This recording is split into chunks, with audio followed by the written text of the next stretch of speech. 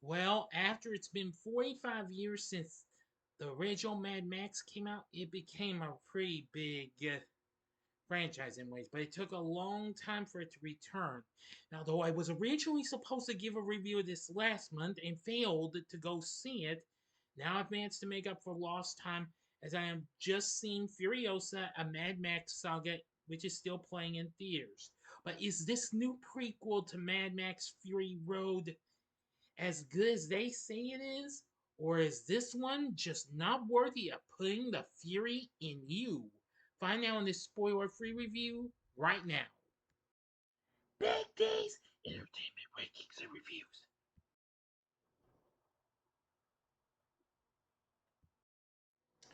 So, greetings, my fellow YouTubers, and welcome to Big D's Entertainment Rankings and Reviews. My name is Joel, better known to you as the Big D, and this time around I bring to you a spoiler free review of the 2024 post apocalyptic action flick Furiosa, a Mad Max Saga, released by Warner Brothers, produced by Candy Miller Mitchell and Domain Entertainment. Once again directed by George Miller, who held all the Mad Max films. Of course, he produced the film and co-wrote the screenplay with Nico Lothoris. If I mispronounced that, I apologize. It's a prequel and spin-off to Mad Max Fury Road, and fifth overall installment of the Mad Max franchise, and focuses on the character of Imperator Furiosa. The film stars Anya Taylor-Joy as the title character, well, the grown-up version, and Alyla Browne as the younger version,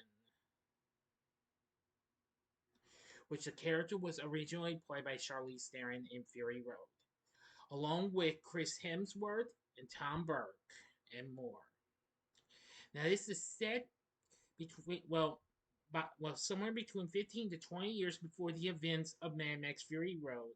In a desert wasteland where warlords fight over the last remaining sources of water, food, weapons, and gasoline, Furiosa traces says, well, the young title character's life from her kidnapping by the forces of Warlord Dementus to her revenge on the Warlord for the loss of her mother. For over a decade, she struggles to survive as a slave, and eventually a trusted lieutenant of the Citadel's cult leader, Immortan Joe, and his military commander, Praetorian Jack.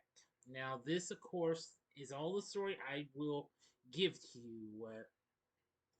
Now, Miller intended to shoot this back to back with Fury Road, but the former spent several years in development hell, of course, amidst salary disputes with Warner Brothers.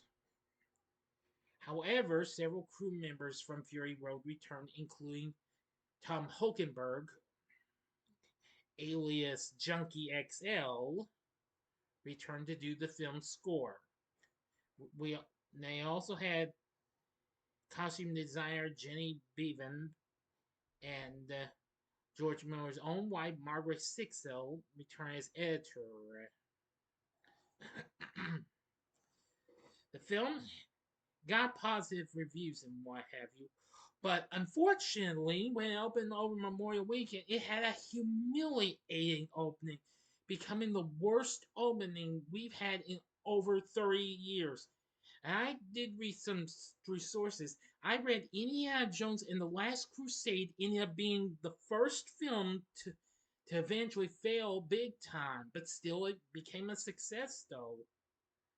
And I'm not liking that. I know ticket sales are pretty high and what have you, but I think a lot of you people just aren't any getting through your head and supporting our theaters. You better see something like this, or else our theaters will be in danger.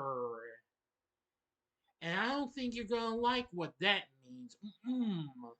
No way. I do apologize for right now. I just wanted you to understand and pay attention, okay? All right. But however, it's had the lowest box office takings on the Memorial Day weekend since 1995. just nearly edging out the Garfield movie, which of course I've already reviewed. Thank you very much. But however, some people have said that prequels might not quite don't quite do as well as other films and why, but that's understandable and why you have you. However, the film has gotten good reviews though. The film currently sits certified fresh on Rotten Tomatoes with 90%, saying retroactively enriching Fury Road with greater emotional heft, if not quite matching it in propulsive throttle. The film is another glorious swerve in mastermind George Miller's breathless race towards cinematic Valhalla. Metacritic has it scored a 79, and Cinema Score gave it an average grade of B+. Now, Robert Daniels at RogerEbert.com awarded it 4 out of 4, called it one of the best prequels ever made. Deadline Hollywood viewed the film as possessing the best screenplay of any Mad Max film. The Guardian called Anya Taylor-Joy an overwhelmingly convincing action heroine. John Nugent for Empire said, well, described Miss Taylor-Joy as phenomenal, finding the right balance of steeliness and fractured humanity that therein instilled. And the Washington Post thought that Hemsworth had created one of the all-time great screen villains. And the Sydney Morning Herald saw him stealing the show. So anyway, yeah, that's pretty good. Now, I thought the story wasn't too bad. Now, the film's pretty long though. That's just kind of a little bit of a bit of an issue because this film runs for a total of 148 minutes, which is almost 2.5 hours, and that's longer than any other Mad Max film, even Fury Road. But I still feel like it had potential, and I thought it was really, really good. And that, of course, now chalks it up as the ninth one of the 10 films I hoped to see in the first half of the year of my for the ranking I did earlier this year, and that leaves only Inside Out 2 remaining. But that'll be later in the month. Now, for our performances, I really liked Anya Taylor-Joy's performance as Furiosa. She did an exceptionally good job. Now, Alyla Browne plays the child and teenage version of Furiosa, and she did exceptionally, very, very good. Now, I liked Chris Hemsworth's performance as Dementus. I could never even imagine Hemsworth doing a villain now after being Thor in the MCU for some time, but I must admit he did an exceptionally good job. Let's see now. Tom Burke plays Praetorian Jack. Yeah, it was good. Now, Lucky, if I mispronounce that, whom takes on the role of Emerton Joe.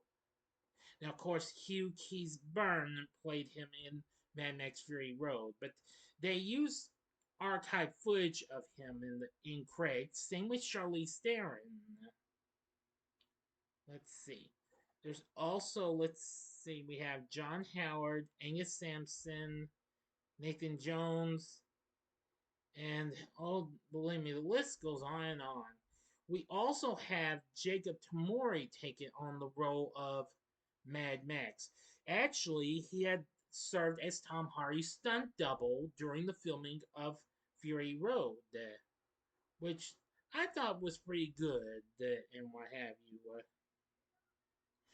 So anyway, film's cast is pretty good.